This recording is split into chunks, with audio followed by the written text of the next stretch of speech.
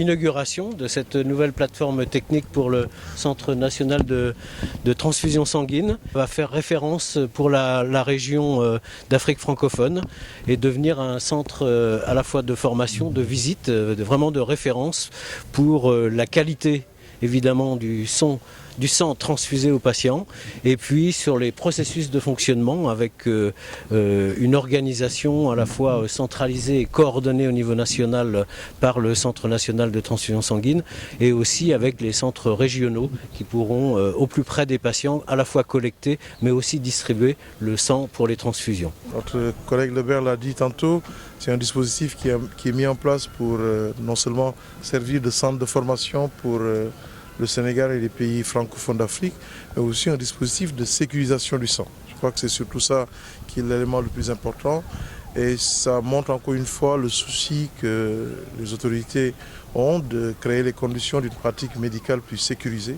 Et la question du sang est une question que nous suivons avec beaucoup d'attention. Le ministre de la Santé, le professeur Eva Medical Sec, m'a demandé personnellement de venir pour marquer l'intérêt seulement qu'elle porte à ce qui se fait dans ce domaine. Ce dispositif fait au niveau central est surtout innovant en ce qu'il permet de mettre en réseau les autres centres qu'il y a au niveau régional. Il y a bien sûr un effort à poursuivre pour que les équipements que vous avez vus ici soient disséminés sur les autres pôles au niveau régional. Nous avons un plan stratégique de développement de la transfusion sanguine.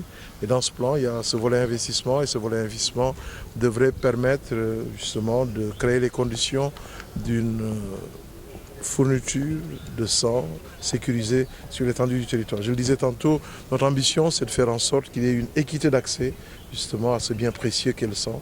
Et un partenaire comme Roche peut justement nous appuyer dans cette ambition légitime que nous avons pour notre pays. Lorsque nous faisons les prélèvements, cela signifie que théoriquement, 12 à 15% des donneurs de sang que nous allons collecter vont avoir un marqueur pour l'hépatite B. Alors ça exclut, ça réduit effectivement notre efficacité parce que on n'a pas de moyens pour éliminer les donneurs qui sont potentiellement porteurs de l'hépatite B. Ce qui justifie pourquoi nous devons avoir beaucoup plus de donneurs en sachant par avance qu'il y en a à peu près 10 à 14 qui seront éliminés. Je pense que la promotion du don de sang pour avoir le plus de donneurs possible, mais également la sélection médicale des donneurs. Donc éviter que des donneurs qui éventuellement seraient positifs puissent être prélevés, doivent être associés, ces mesures doivent être associées à disposer d'équipements, d'automates qui sont très efficaces pour détecter les infections. Et je pense que c'est dans cet esprit qu'il faut saluer la cérémonie de ce jour qui nous permet de disposer d'un outil très moderne et très efficace qui nous permet de s'assurer que toutes les poches de sang qui sont utilisées ont été testées dans des conditions de qualité les plus modernes et pour s'assurer que les receveurs de sang recevront donc du sang qui est totalement sécurisé. Je m'appelle Maodo Mbaye. Voilà, j'habite à Dieuppeul, je suis un donneur de sang. J'ai trouvé que c'était un acte noble, dans la mesure où c'est visé à sauver des vies. Le sang ne peut pas se fabriquer, il provient des êtres humains, donc c'est de notre devoir de le donner pour aider à sauver des vies. Moi, j'en suis presque à ma 29e. Hein. Oui, je suis habitué. Oui, je suis habitué à... les conditions sont bonnes, franchement.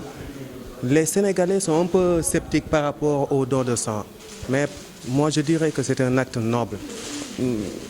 La majeure partie des Sénégalais, ils ont peur de faire des dons, alors qu'il n'y a rien de grave. Il suffit tout simplement de se présenter. Ici, c'est un centre médical, comme tous les autres centres. Donc, il y a tout le personnel médical qui est là. Donc, on n'a pas besoin d'avoir peur.